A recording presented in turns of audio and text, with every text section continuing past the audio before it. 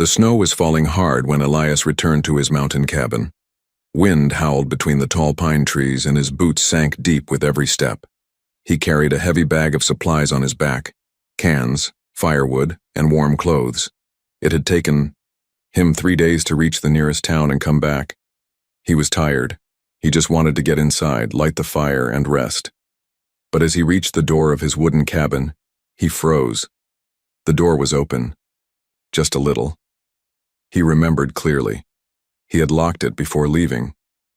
Now, cold wind pushed it back and forth, making it creak. Elias stepped inside slowly. His breath turned white in the air. The fireplace was warm. There were ashes, fresh ones. Someone had used it. He dropped his bag by the door, alert. "Hello?" he called out. No answer. He scanned the small living room.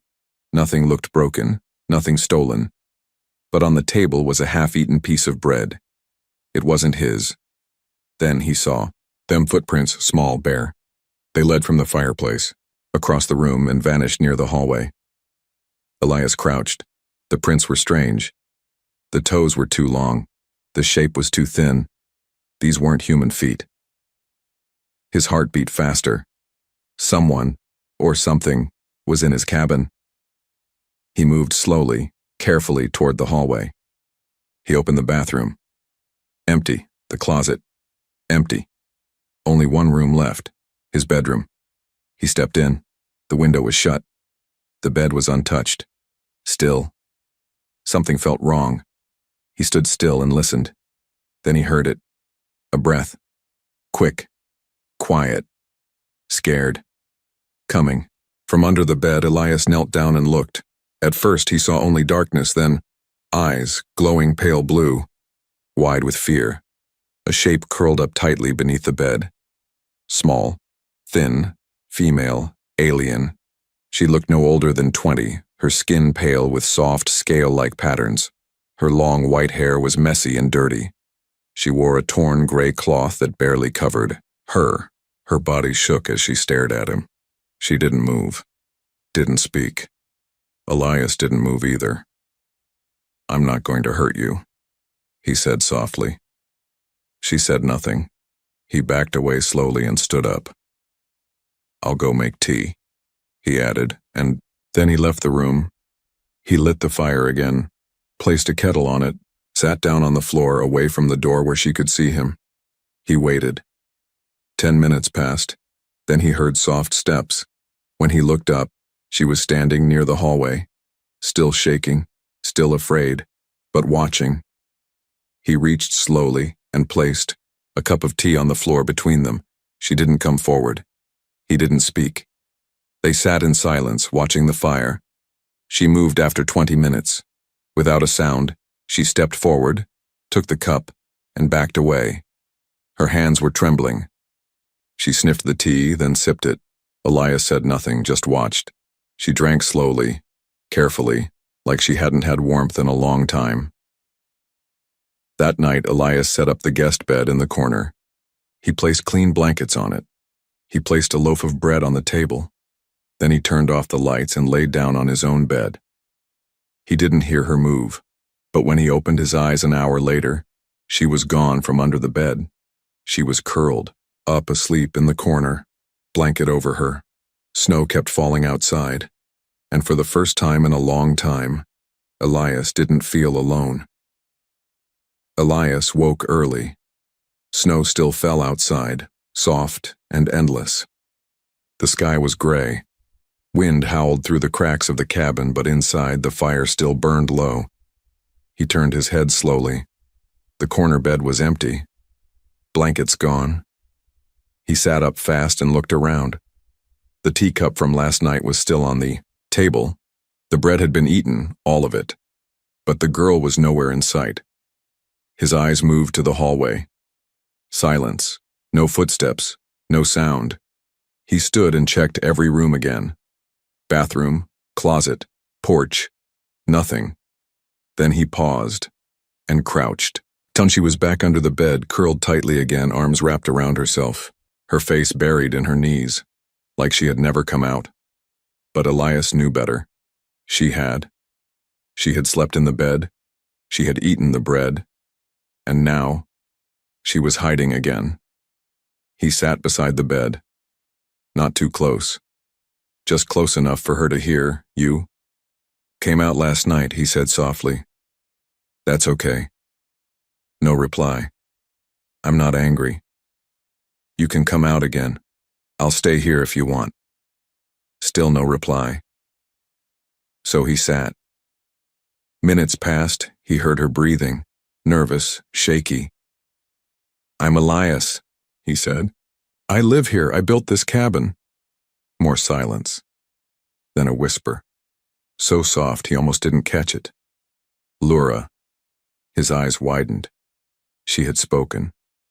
Lura, he repeated gently. That's your name? She didn't answer again, but he saw. Her shoulders shift just slightly. A small nod. He smiled. I'm glad to meet you, Lura. Later that morning he made food. Soft potatoes boiled with salt.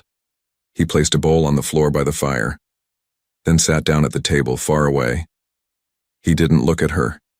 He didn't rush, just waited. 10 minutes later, she crept out, quiet as a shadow. She took the bowl and sat on the floor near the fireplace, hugging the warmth. She didn't speak, but she ate slowly, watching Elias with caution in her eyes. Elias stayed still. When she finished, she put the bowl down and walked back to the shadows. Back under the bed. The same thing happened the next day, and the next. Each time she came out, a little sooner. Each time she sat a little closer. She never looked him in the eye, but she no longer ran when he moved. On the fourth day, Elias placed a small brush beside the tea. He said nothing. Later, he found it gone, and the next time she came out, her hair was neater, not clean yet, not smooth, but no longer tangled and wild. That night he smiled. She was trying, but something still haunted her. Elias saw it in her eyes, every time the wind howled, every time a branch tapped the window, every time he lit the fire too fast or dropped something by accident. She flinched. Her whole body shook like she expected pain, like pain was normal for her. One evening, while she sat near the fire, Elias stood up to put more wood in. He stepped too close. She gasped and scrambled backward, almost falling. Elias froze. I'm sorry, he said quickly. I didn't mean to scare you. She looked away, biting her lip. He knelt slowly and set the log down gently. Then he sat on the floor, far from her. I won't come near unless you want me to. Her hands trembled, but she nodded. That night he left a soft wool scarf near her, for in the morning it was wrapped around her neck, and for the first time, she looked at him. Not for long, but long enough. Her eyes were sad, tired, but not afraid. She was still hiding, but not from him anymore. She was hiding from the world. And maybe, just maybe, she was starting to believe this small cabin deep in the snowy mountains could be a place where no one would hurt her. Days passed. Snow kept falling. Lura still didn't speak much. Not in full sentences. Only a word here and there. Mostly she stayed silent. But Elias didn't mind. He spoke gently, telling stories while he chopped firewood or cooked meals. He told her about his dog who once lived here, about the big storm last year, about the day he decided to live far from everyone. She listened quietly, sitting near the fireplace. Always quiet, always watching. She was like a ghost, but slowly becoming human again. She still flinched at loud sounds, still froze when he got too close, but she stopped hiding under the bed.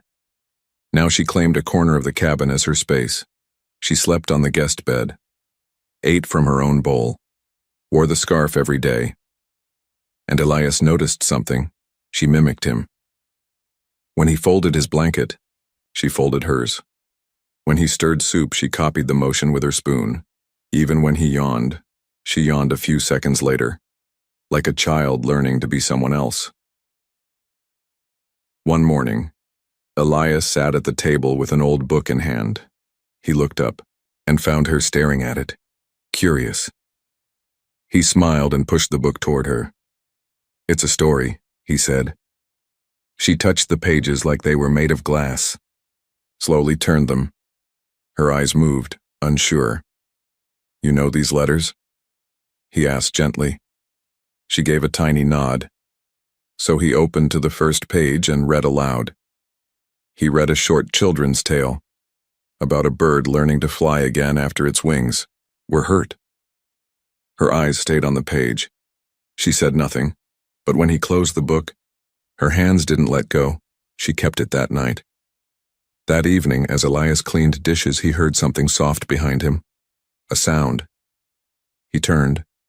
She was humming, very low, very soft, almost like a whisper. But it was a tune, not words, just a feeling. And it was the most beautiful thing he had heard in weeks. "Was that a song?" he asked, drying his hands. She stopped, looked nervous, then nodded once. "You sing?" She looked away. "I'd like to hear it again sometime." Laura hugged her scarf tighter and walked back to the fire. The next night she left something for him. It wasn't much, just a small stone, round, smooth, blue. She placed it on the table beside his cup and didn't say a word, but Elias understood. She was thanking him. He began leaving little gifts too. A fresh piece of cloth, a warm pair of socks, a wooden comb. She accepted each one with careful hands. Sometimes she nodded, sometimes she didn't. But slowly, piece by piece, she became part of the cabin, like she belonged there. But something still lived in her eyes. Fear, not of him. Something else. Something far away. One night she stood at the window and stared into the snowy woods. Her fingers gripped the curtain tightly. Elias watched her from behind. "Are you waiting for someone?" he asked softly. She shook her head, but her hands were shaking again. Elias didn't push. He just stepped into the kitchen and started boiling tea. As he placed her cup near the fire, she finally spoke. A full sentence. Quiet. Broken. "They hurt, many. Before me." Elias froze, then slowly sat across from her. "I'm sorry," he said. Laura looked down. She added, "I was taken, sold, returned. Many times." His heart ached. He didn't ask who took her, or how many, or what they did. She was here now, that was all that mattered. "You're safe here," he said. "No one will hurt you again." She looked at him, longer this time, then gave the smallest, softest smile. It didn't last, but it was real. And Elias knew. Her voice was broken, but not lost. She was learning how to live again, not by running, but by staying. It happened on a quiet evening. The fire was soft and the wind outside had finally calmed after days of snow. Elias was sewing a torn jacket. Laura sat by the fire, her scarf wrapped around her shoulders, staring into the flames. She had been speaking more these past few days. Simple words, short answers. But never about her past. Never about the pain. Until that night. She reached out to stir the soup pot. The scarf slipped from her shoulder and Elias saw it. His hands froze. Her arm, thin and pale, was covered in deep, faded scars. One ran across her elbow. Another near her wrist. Some were sharp like blades. Others were round, burned in place. Elias didn't say anything, but Laura noticed. Her eyes widened. She quickly pulled the scarf back up, then stood, backed away from him, shaking. "It's okay," Elias said quietly, raising both hands. "I didn't see anything, I'm not angry." But she was breathing fast. She stepped back to the corner of the cabin, hugging herself tightly. "I'm sorry," she whispered. "For what?" he asked softly. She didn't answer. Tears filled her glowing eyes. "I'm used," she said. Elias stood, but didn't come close. "I don't care where you've been," he said. "I care that you're here, safe." She looked down. "I was returned," she whispered. "Many times I couldn't cook, couldn't clean right, I cried too much, they called me broken." Her voice cracked. Elias's heart broke a little with every word. He slowly walked to the table, picked up a cup, poured tea, placed it near her side of the fire, then stepped back. "I made extra," he said gently. "If you want." She didn't move right away, but after a long minute, she walked over, sat down, and took the cup. The room was quiet again. The only sound was the soft crackle of fire. She took a slow sip. "I thought you'd yell," she said. "I don't yell," he replied. "They always did. When I was too slow or too quiet." "You're not in that place anymore," she looked up. "Where am I?" "In my home," Elias said. "And it's your home too if you want it." She stared at him for a long time. Then, very slowly, she pulled her sleeve back down, not to hide the scars but to show them. All of them, her arms, her back, her side. Each line was a story, a memory, a wound that had never healed. Elias looked, but not with fear, not with judgment, only pain in his eyes, and "Respect, you survived all this," he said. She nodded. "I didn't want to," she whispered. "But you did." She nodded again. And then she started to cry. Real tears. Not silent. Not hidden. Loud, broken sobs that shook her whole body. She cried into her scarf, her knees, her hands, years of pain pouring out, and Elias sat there, saying nothing, just listening. When she was done, she looked up, eyes red, voice shaking. "Why are you kind to me?" she asked. Elias smiled gently. "Because someone should have been a long time ago." That night, she didn't sleep in the guest bed. She curled up near the fire, close to where Elias sat, not touching, but near, like a wild animal learning trust, like a broken soul finding its first shelter. The scars would stay. But now, they didn't define her, because now she was Lura, the survivor, not the slave. A quiet night fell over the mountain. Elias sat near the fire, writing something in his old leather notebook. Lura lay curled on the rug, her head resting on a pillow. She looked peaceful now, more than he'd ever seen her. For once, there were no flinches. No gasps, just the slow rise and fall of her breathing. Elias smiled, but then, the cabin light flickered, just once. Then again. He looked up. The fire still burned. The wind had stopped. But the flickering wasn't from inside. It was coming from outside. Through the fogged window, Elias saw it, a glow, strange and shifting. Purple, green, then blue. Not from any lantern, not from Earth. He stood quickly. Lura didn't move, but when the light grew stronger, she sat up fast. Eyes wide, her whole body went still. "Lura?" Elias said softly. "What is that?" She didn't answer. She was shaking. Then she whispered, "They found me." Before Elias could ask more, she grabbed her scarf and crawled to the far wall. She pressed her ear against the wood. Then she looked at him, pure fear in her glowing eyes. "Hide me," she said. "Please." He didn't hesitate. He rushed to the kitchen and pulled up the loose floorboard. Beneath it, a crawl space, cold and narrow, but hidden. He helped her down gently, covered her with blankets, replaced the board, then stepped back. Minutes later, the knock came. A cold, sharp knock. Elias opened the door slowly. Two tall beings stood, outside dressed in black armor, faces hidden behind glass masks. Symbols marked their chest plates. They didn't speak. One held up a hologram. It showed Lura, her old, wild look, dirty hair, chains. "Have you seen this fugitive?" one asked. In a robotic voice, Elias blinked slowly. Never seen her, he said. What's she done? She is property, the voice said. She escaped from her owners. She is dangerous. Elias frowned.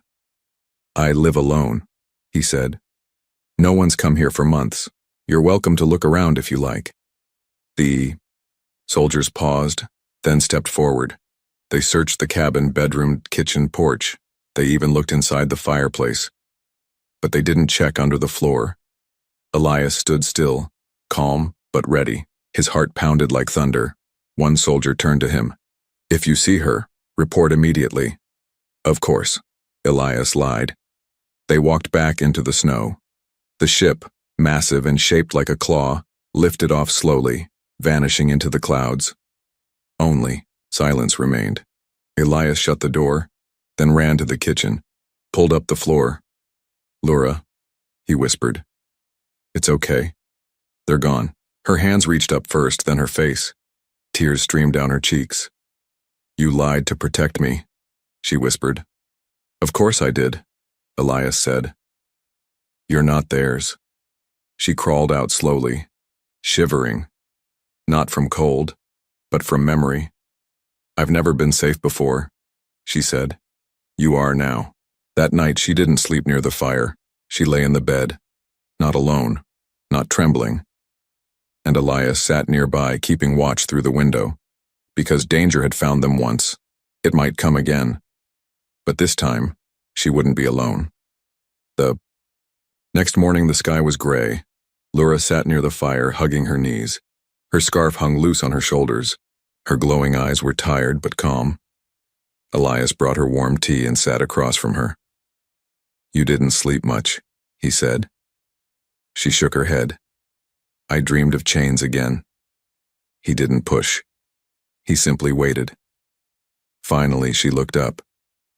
I never told you my name, she said. You didn't have to, Elias replied. But you should know. He leaned forward, listening. She took a breath. My full name is Lurantai Veldikari. I was not always a slave. Elias blinked. The name sounded royal, alien, and powerful. Laura nodded as if reading his thoughts. I was born into the house of Dikari, a noble family.